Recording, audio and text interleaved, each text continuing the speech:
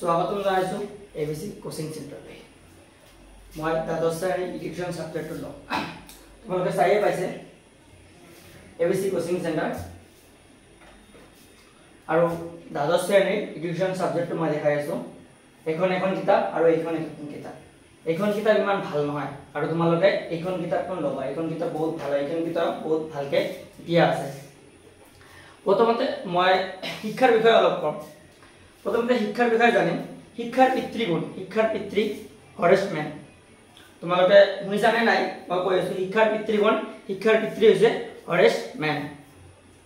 আমি শিক্ষা কিয় অৰ্জন কৰিব লাগে? আমি শিক্ষা কিয় অৰ্জন কৰিব লাগে তোমালোকে সেইটো পাইছা, ক্লাছ ফাৰ্ষ্ট ইয়াৰত পাইছা, একাদশ শ্ৰেণীত পাইছা। শিক্ষা আমি কিয় অৰ্জন কৰিব লাগে? আমি সমাজত ভালকে জীয়াবলৈ হ'লে, সমাজত ভাল ব্যক্তি হিচাপে জীৱন নিৰ্বাহ কৰিবলৈ আমি শিক্ষা অৰ্জন কৰিব লাগিব। দেশৰ এখন ভাল নাগৰিক হ'বলৈ হ'লে আমাৰ শিক্ষা বহুতো গুৰুত্বপূৰ্ণ, হয়নে নহয়?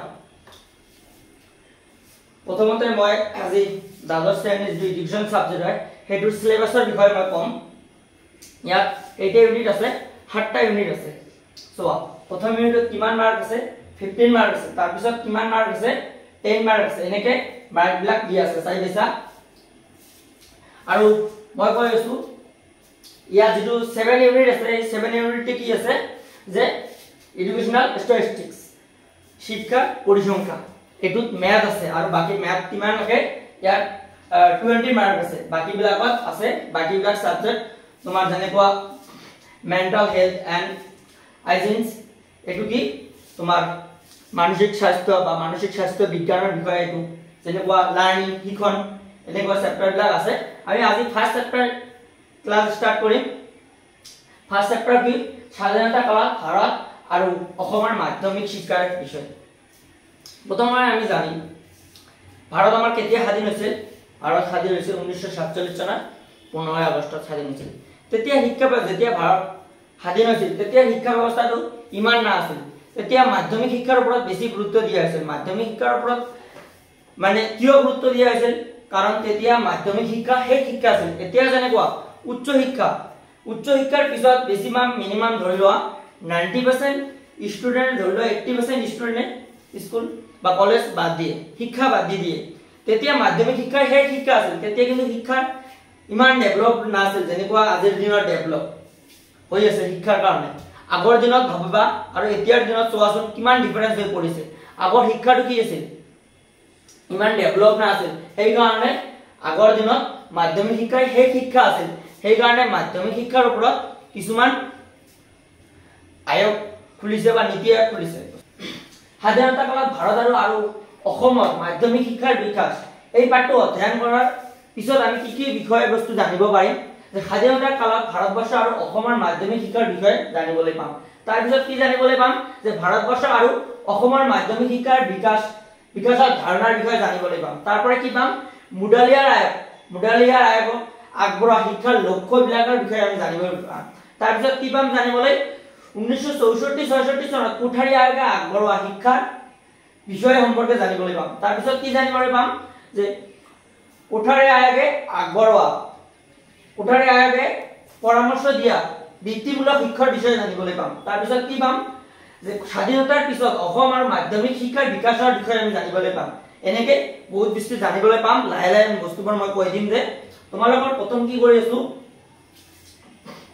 মাধ্যমিক শিক্ষা কাক বলে? মাধ্যমিক শিক্ষা কাক বলে? প্ৰথমতে আমি কি শিক্ষা গ্ৰহণ কৰো? প্ৰাথমিক শিক্ষা গ্ৰহণ কৰো।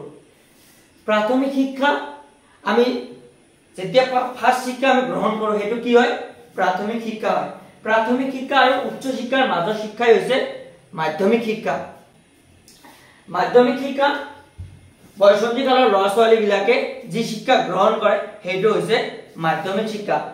মাধ্যমিক শিক্ষাই কিশোৰ কিশোৰীসকলক যি শিক্ষা প্ৰদান কৰে, যেনেকুৱা তোমাৰ ভৱিষ্যত জীৱন উজ্জ্বলৰ কাৰণে যি শিক্ষা প্ৰদান কৰে, ল'ৰা ছোৱালীসকলক নতুন এটা বাস্তৱ জীৱনত আমি যেতিয়া কিবা এটা ডাঙৰ হ'বলৈ যাম সেই আধ্যাত্মিক, মানসিক, বৌদ্ধিকভাৱে সক্ষম কৰি তোলাৰ যি আমাক ৰাস্তা দেখায় এইটো মাধ্যমিক শিক্ষা। মাধ্যমিক শিক্ষা আমাৰ কেতিয়া হৈছিল সেই বিষয়ে আমি জানিলো। মাধ্যমিক শিক্ষাটো জানিলো। এতিয়া আমি প্ৰথমতে জানিম যে মুডালিয়াৰ আয়োগটো কেতিয়া কি হৈছিল। আয়োগটো কি বস্তু প্ৰথমতে জানিম। আয়োগটো কি? কমিটি, যেনেকুৱা 4-5 জন বা 10-12 জন মানুহৰ লগ হৈ এখন কমিটি গঠন হয় বা এটা আয়োগ গঠন হয়। সেই মুডালিয়াৰ আয়োগটো আমাৰ ভাৰতবৰ্ষৰ শিক্ষা ব্যৱস্থা যেতিয়া মুডালিয়াৰ আয়োগটো গঠন কৰিছে তেতিয়া কিমান চনত গঠন কৰিছে? 1952 আৰু 53 চনত গঠন কৰিছে। তেতিয়া এই আয়োগটো গঠন কৰিছিল তেতিয়া এই আয়োগৰ সভাপতি আছিল ডক্টৰ লক্ষণস্বামী মুডালিয়াৰ। আৰু এই আয়োগটো যেতিয়া আৰম্ভ কৰিছে তেতিয়া আমাৰ শিক্ষামন্ত্ৰী কোন আছিল? ডক্টৰ আবুল কালাম আজাদ আছিল। ডক্টৰ আব্দুল কালাম আজাদ নহয়, কিন্তু বহুতে কৈ থাকে ডক্টৰ আব্দুল কালাম আজাদ। আব্দুল কালাম নহয়, কিন্তু এইটো আবুল কালাম আজাদ হয়। আৰু এই মুডালিয়াৰ আয়োগৰ মই কি কৈছো যে সভাপতি কোন আছিল? ডক্টৰ লক্ষণস্বামী মুডালিয়াৰ। আৰু এই আয়োগত কেইজন মানুহ আছিল? টোটাল 9 জন মানুহ আছিল। কেইজন মানুহ আছিল? 9 জন মানুহ আছিল। তাৰ ভিতৰত 2 জন বিদেশী মানুহ আছিল। সেই মানুহ কেইজন যে 9 জন মানুহ হয় তাৰ বিষয়ে আমি পিছত নেক্সট ক্লাছত মই কৈ দিম। এই আয়োগৰ মূল লক্ষ্য কি আছিল? এই আয়োগৰ মূল লক্ষ্য হৈছে ব্যক্তিত্বৰ পূৰ্ণ বিকাশ সাধন কৰা আৰু বৃত্তিমূলক শিক্ষা দিয়া। তাৰপিছত কি হৈছে যে সুচৰিত্ৰ গঠন কৰা। তাৰপিছত আৰু কি আছে? এই আয়োগৰ মূল লক্ষ্য মই কেইটা ক'লো যে ব্যক্তিত্বৰ পূৰ্ণ বিকাশ সাধন কৰা, সুচৰিত্ৰ গঠন কৰা, বৃত্তিমূলক শিক্ষা, আৰু কি আছে? গণতান্ত্ৰিক নেতৃত্বৰ শিক্ষা দিয়া, আৰু কি আছে? নেতৃত্বৰ প্ৰশিক্ষণ দিয়া। এই আয়োগৰ মূল লক্ষ্য। আজি আমি যিখিনি পঢ়িলো, যিখিনি মই ক'লো বস্তুবিলাক, তোমালোকে বস্তুবিলাক চাবা। মই নেক্সট ক্লাছত মই আকৌ ভালকে তোমালোকক বস্তুখিনিৰ বিষয়ে অলপ কম আৰু নেক্সট ক্লাছত ভালকে মই বুজাম। আৰু কিবা যদি বুজা নাই তেতিয়াহ'লে মোক কমেণ্টত ক'বা, মই আকৌ কৈ দিম যে। আজি এইখিনিয়ে, লগ পাম নেক্সট ক্লাছত।